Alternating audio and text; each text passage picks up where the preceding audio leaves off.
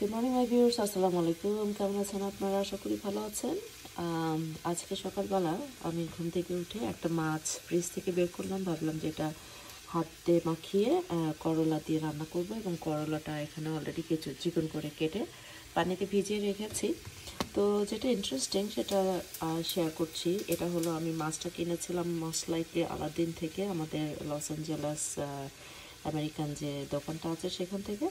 তো অবভিয়াসলি আমি যখন প্যাকেটটা খুললাম তখন এই পার্টটা প্রথমে দেখতেন এই পার্টটাতে এরকম করে সুন্দর করে মাছগুলো এরকম বিছিয়ে দেওয়া আছে, এবং এটা ফ্রোজেন অবস্থায় দেখাচ্ছি, যার ফলে আমি এখানে ধরতে পারতেছি।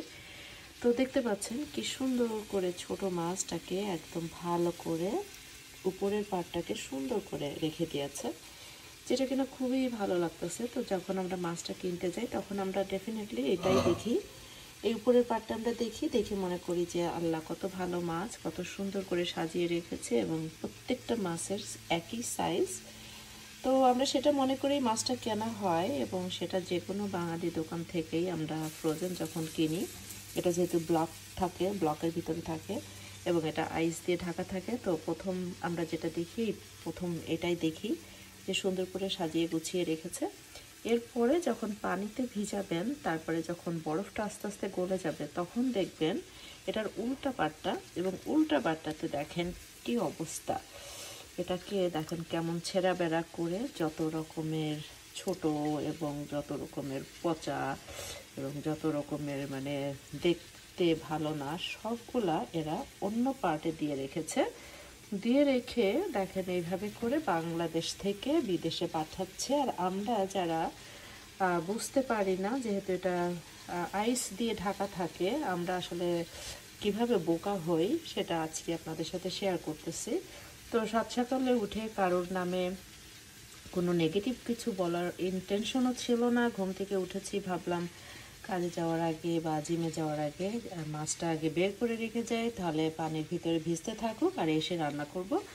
তো প্রথমেই তো খুবই এক্সাইটেড হয়ে গেলাম এই পার্টটা দেখে, কি সুন্দর লাগতেছে, আজকে খুবই মজা করে রান্না হবে, খাওয়া হবে।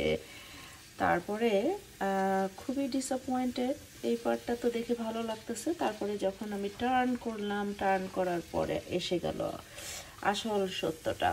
তো বাংলাদেশের থেকে যারা এই মাছগুলো প্যাকেট করেন তাদের জন্য বলবো যে বিদেশে যারা আমরা থাকি তারা হচ্ছে, প্রথমত কথা, আমরা অনেক টাকা দিয়ে এই মাছটা কিনি। যে মাছ বাংলাদেশে আপনারা এটা হয়তো বা 10 ভাগের 1 ভাগ টাকা দিয়ে কিনেন। তারপরেও বলবো যে যারা আমরা বিদেশে থাকি, আমাদের কষ্ট করা টাকা দিয়ে আমরা যখন বিদেশে এই মাছগুলো কিনি, তো অ্যাটলিস্ট আমাদের সাথে এই চালাকিটা না করলেও ভালো হয়, কারণ এভাবে করা আপনাদের জন্য ঠিক না। কারণ মানুষকে ঠকালে কিন্তু আপনাদেরই একদিন ঠকতে হবে, এটা মাথায় রাখবেন। তো এনিওয়ে, আমি জাস্ট ভাবলাম যে আমি এটা শেয়ার করি, যে দেখেন কিভাবে চালাকি করেছে।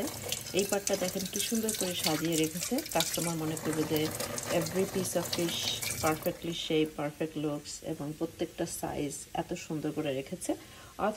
অথচ দেখেন অন্য সাইডে কিভাবে করে ছোট ছোট মাছ কিভাবে করে আমাদেরকে ফাঁকি দিয়েছে।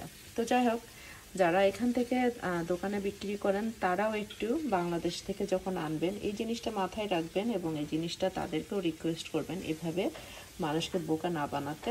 আর আমরা যারা এখানে আছি তাদের জন্য বলবো যে মাছ কেনার আগে এটা মাথায় রাখবেন, কারণ প্রত্যেকটা প্যাকেট যখন বাসায় এসে আপনারা পানির ভিতরে ভিজাবেন তখন কিন্তু আমার মতো রেজাল্ট পাবেন। সো এনিওয়ে, ছোট্ট একটা ভিডিও আজকে শেয়ার করলাম আপনাদের সাথে, আশা করি ভালো লেগেছে। ভালো লাগলে লাইক, শেয়ার, কমেন্ট, আর আপনাদের সাথে আবারও দেখা হবে। আজকের মতো এখানে, খোদা হাফেজ।